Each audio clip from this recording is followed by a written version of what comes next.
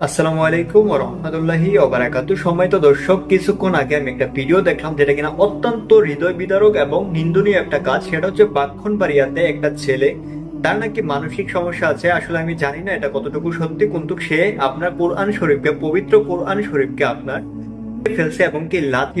এটা কতটা কষ্টদায়ক এবং আমরা যারা কিনা মুসলিম আছি তাদের জন্য কতটা কষ্টদায়ক এটা শুধুমাত্র আমরা নিজেরা জানি। যে পবিত্র আপনার গ্রন্থ, পবিত্র কোরআন শরীফকে আপনার যে লাথি দিল, এটা একদম মুসলিমদের হৃদয়ে এসে আঘাত করছে। আসলে তার মতো মানুষকে আসলে বাঁচিয়ে রাখা কখনো সম্ভব না, কারণ এদের মতো যারা কিনা নাস্তিক আছে এরা কিন্তু শুধুমাত্র একটা লক্ষ্য থাকে যেন লোকদের, কারণ তারা অন্যান্য ধর্মগ্রন্থ দেখে না, তারা হিন্দুদের ধর্মগ্রন্থ দেখে না, অন্যান্য ধর্মগ্রন্থ দেখে না, তারা শুধু পবিত্র কোরআন শরীফকে কিন্তু দেখে। তো এই সমস্ত মানুষদের আসলে পৃথিবী বেঁচে থাকার কোনো অধিকার নেই, তাদেরকে সবাইকে দেখে দেখে করতে হবে। এই সমস্ত যারা কিনা এই কাজগুলো করে তাদেরকে কোনো ছাড় দেওয়া হবে না ইনশাল্লাহ। বাংলার মাটিতে এই সমস্ত নাস্তিকদের কখনোই ঠাঁই দেওয়া হবে না ইনশাল্লাহ। এদেরকে আমাদের মুসলিম ভাইরা যেন পুলিশ কাস্টডিতে থেকে উঠিয়ে যেন তাকে করা হয় ইনশাল্লাহ। সো আজকের মতো বিদায় নিচ্ছি, আল্লাহ হাফিজ।